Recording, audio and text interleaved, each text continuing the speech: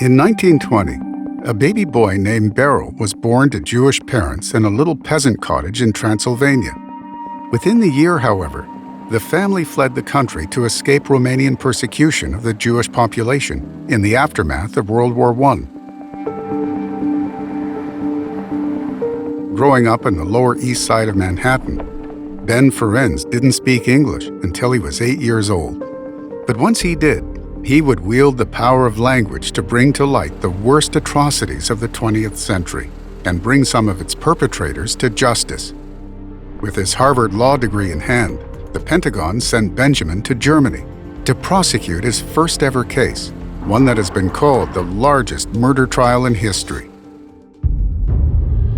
The Einsatzgruppen were task forces moving behind the front lines, and their only purpose was to kill Jews, minorities, and opposition. So they were really like killing squads. These were the forces that rode around and machine gun whole villages and communities lined up on the edge of mass graves.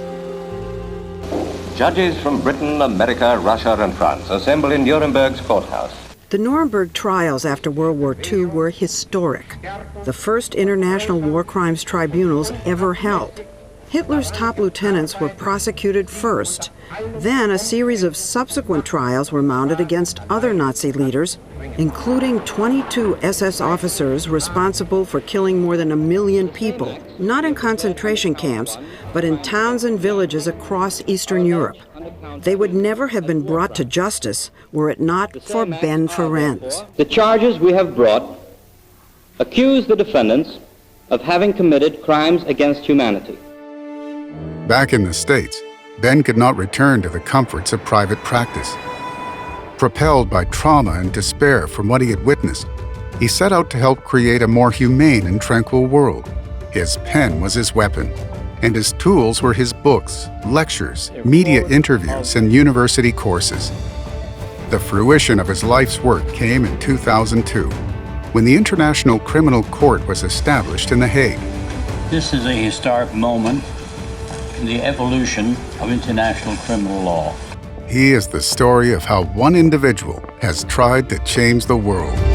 The National Jewish Retreat is honored to introduce the youngest Nuremberg prosecutor and a trailblazing advocate for human rights and world peace. Please join us in welcoming Mr. Ben Ferencz. So let's go to the Nuremberg trial. How did you become the attorney? When the war was on, and in due course, eventually, the Army recognized that I had talents which they needed. When I was at Harvard Law School, one of my professors did a book on war crimes, Sheldon Gluck, and I did all the research, and he published the book. When they approached him and asked for help in setting up some war crimes things, because he had written a book on war crimes, he said, go find Benny. He's out there somewhere. I was then reached full grade of a private first class, assigned to the 150th AAA Gun Battalion. That means Anti-Aircraft Artillery Battalion, about which I knew absolutely nothing. And it was in that capacity that the Army first came to me and said, hey, we got a request from the Pentagon to set up war crimes tribunals, and you know about war crimes, so go to see the judge advocate here and get started. I went to see a colonel who was in charge of the judge advocate section there, and he said, we've gotten this instruction to set up a war crimes tribunal. What's a war crime? I swear to you that's exactly what he said. What's a war crime? He had no idea. I said, sit down, sir. I'll explain it to you. And that was my induction as then a corporal into the Third Army, into Anti-Aircraft Battalion, to set up the first war crimes tribunals, which I did. And the second man was Jack Nowitz, who was a buck private, and he was in the engineers, and he came in covered with mud. because they just called them out. So that's the way the war crimes program started in the United States Army. I was #1 employee. Jack Norwich was #2. And we divided the work. The work came first. We had reports that there seemed to be work camps. And the people coming out looked like they were starved. I said, well, let's get going. I jumped into my Jeep, which I acquired in due course, saying on the front, Inver line, in German, always alone. And I said, get out of my way. I'll take care of it. And I'd rush off to the camp. And my typical routine was the United States had occupied the camp. And I'd ask who was the commanding officer. I'd go to him and I'd say, I'm here on orders of the President of the United States, decision to create war crimes tribunals, and I need 10 men immediately to occupy the Schreibstube. I'd learned German in the meanwhile, the office, and nobody goes in or out without my permission. Yes, sir. I never had any insignia on my uniform. I can't do this job as a corporal or as a sergeant. So I was in fact pretending to be a higher ranked man, and I very seldom was challenged on that. I would say I'm acting for the President of the United States on behalf of the Chief Commander of the Third Army or whatever it is. I need the men now, move. And they would follow my orders. And because I did it with How much after that did the trial take place in Nuremberg?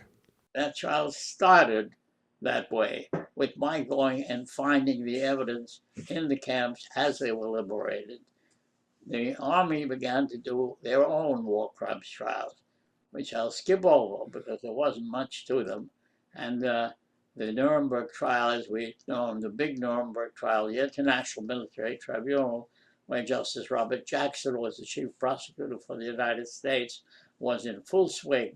And they were convicting such notorious Nazi criminals as Hermann Goering, and Hitler was known to be dead, and some of the others had escaped.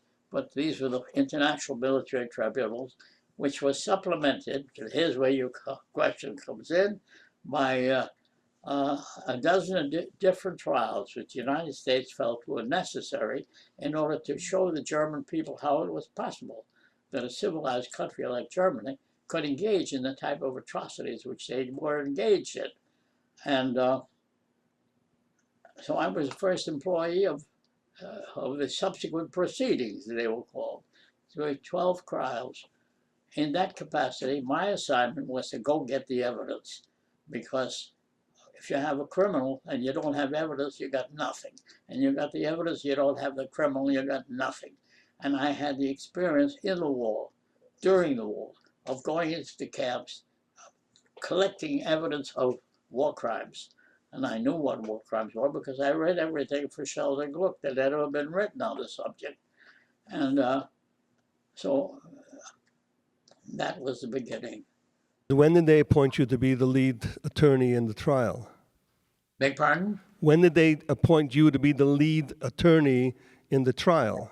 I discovered the 12 trials were all lined up, and one of my researchers called me one day and said, look what I found.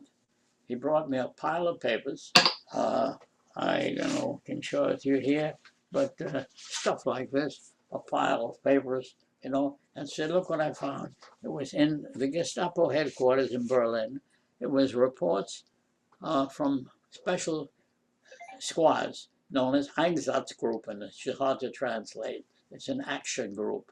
Their assignment was to kill without pity or remorse every single Jewish man, woman, and child the German army encountered as they swept across Europe. That was their assignment. Asked no question if they're Jews, kill them. And they report back to headquarters saying how many they killed, in which town, and who the commanding officer was of that. Beautiful evidence. Brother, I had the whole pile of daily reports to their headquarters saying how many Jews they killed in which town and who was the commanding officer. I took a sampling of that from Berlin, where I had set up a headquarters for research. I flew down to Nuremberg, and I met the man who was taking over from Justice Jackson. The IG Farman trial, the IMT trial, was about to wind up. And I said to then Colonel, later General Telford Taylor, later we became law partners in New York, I said, we have to put on a new trial. We had planned only 12 trials against doctors who performed medical experiments, lawyers who perverted the law, industrialists who were working people to death, etc. I said, we got to put on a new trial. Telford Taylor said, you can't.